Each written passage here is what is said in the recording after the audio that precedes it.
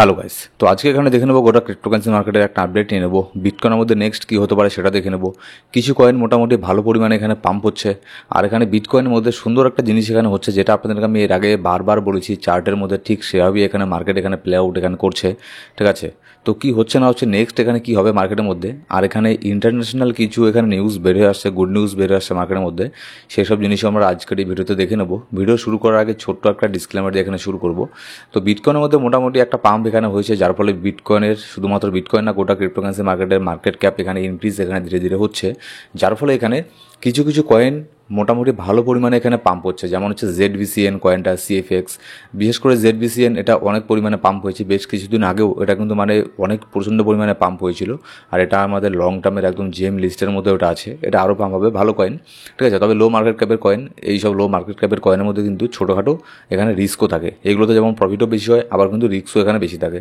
যেমন এই কয়েনটি আমাদের অনেক নিচের মধ্যে বাই করা ছিল। এটা বর্তমানে মার্কেট ক্যাপ শুধুমাত্র $389 মিলিয়ন, জাস্ট $1 বিলিয়নও না, $500 মিলিয়ন না। ঠিক আছে, তো এগুলোর মধ্যে কী হয়, এগুলোর মধ্যে রিস্কও বেশি থাকে, কিন্তু এগুলোতে প্রফিট হওয়ার চান্সও বেশি থাকে। এবার এখানে দেখুন ইউএসের যদি স্টক মার্কেট এখানে দেখি, ইউএসের স্টক মার্কেট মোটামুটি ভালোই গিয়েছে গতকালকে। ওভারঅল যদি দেখি মোটামুটি ভালো একটা পাম্প এখানে হয়েছে, কারণ গোটা ইউএসের মার্কেটের জন্য কোনো ধরনের ব্যাড নিউজ এখানে ছিল না, বিশেষ করে গুড নিউজই এখানে বের হয়ে আসছে। হ্যাঁ, শুধুমাত্র গতকালকে এখানে টেসলার 12টা মানে বেজে গিয়েছিল, টেসলা এখানে 14% পর্যন্ত ডাম্প হয়েছিল, কিন্তু গতকালকে এখানে টেসলা মোটামুটি ছোটোখাটো একটা রিকভার এখানে করে নেয়, বর্তমানে 4%-এর মতো প্লাসের মধ্যে আছে, মানে টেসলা রিকভারির মোডের মধ্যে আছে। আপনাদের আমি গতকালকেও বলেছিলাম, ঠিক আছে, যে এখানে এইসব জিনিসগুলো যে হচ্ছে ট্রাম্পের সাথে, ডোনাল্ড ট্রাম্পের সাথে আপনার ইলন মাস্কের যে আপনার কনফ্লিক্ট এখানে হচ্ছে, এগুলোর মধ্যে বেশি দিন পর্যন্ত এগুলো থাকবে না। ঠিক আছে, কারণ তারা দুইজনই বিজনেসম্যান, তাদের দুইজনেরই ভালোটা তারা খুব ভালো করেই বোঝে। তারা কিছু না কিছু এখানে রাস্তা এখানে বের করে নেবে। ঠিক আছে, খুব একটা বেশি দিন এই ইফেক্ট মার্কেটের মধ্যে থাকবে না, আর মার্কেট এখানে হচ্ছেও তাই। ইউএসের মার্কেটও এখানে রিকভার করতে শুরু করেছে, তারপরে এখানে আপনার ক্রিপ্টোকারেন্সির মার্কেটও কিন্তু এখানে রিকভার করতে শুরু করছে, অলরেডি এখানে গ্রিনের মধ্যে আছে মার্কেট। এবার এখানে দেখুন তাই এখানে হচ্ছে। ইলন মাস্ক গত পরশু এখানে একটা পোস্ট করেছিল, এটা হচ্ছে খুবই কন্ট্রোভার্সিয়াল একটা পোস্ট। মানে 1992-তে 1992 সালে একটা পার্টি হয়েছিল আপনার আমেরিকাতে। ঠিক আছে, আমেরিকার মধ্যে 1992 সালে একটা পার্টি হয়েছিল, সেই পার্টির মধ্যে ডোনাল্ড ট্রাম্পও ছিল।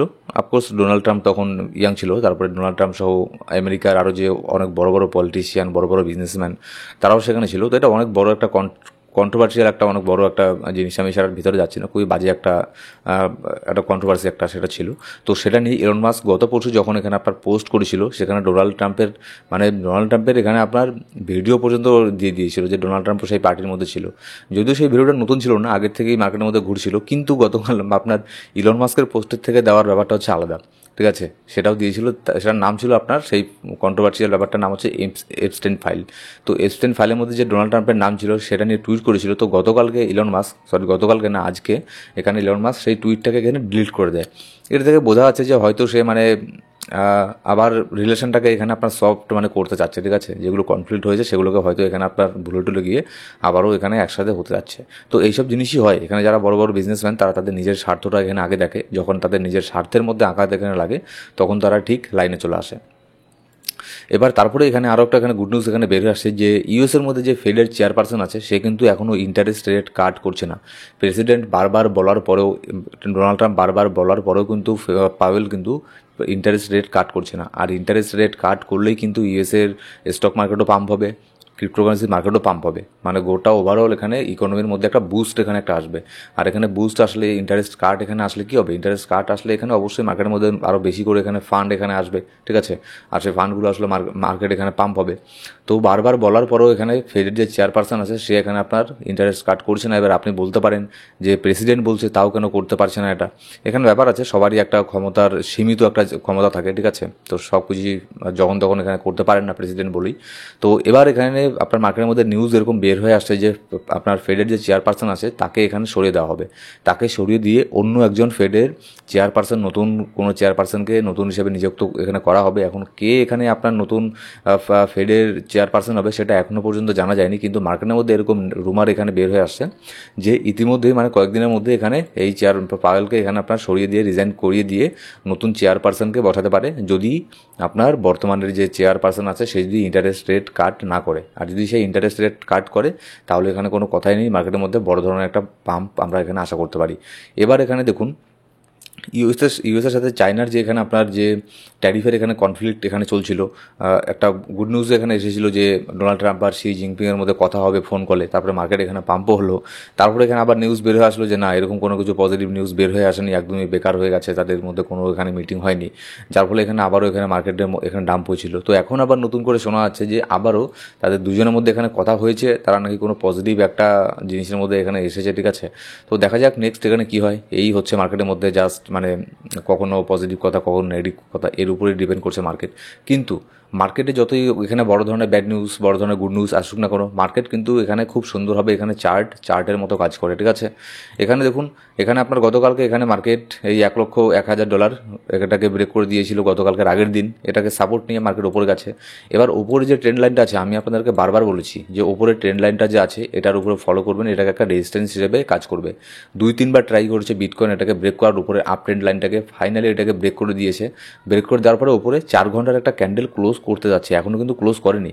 আজকে আপনার এই ক্যান্ডেলটা যখন ক্লোজ করবে আর কয়েক ঘন্টা পরে, ঠিক আছে, এটা যদি এর উপরে ক্লোজ করতে পারে তাহলে এখান থেকে মার্কেটের মধ্যে আরও একটা একটুখানি পাম্প হওয়ার চান্স এখানে আছে, ঠিক আছে। আর যদি ইউএসের মার্কেট এখানে আপনার স্ট্রংলি ওপেন হয় তাহলে তো কোনো কথাই নেই, মার্কেটের মধ্যে আরও একটা পাম্প এখানে হতে পারে।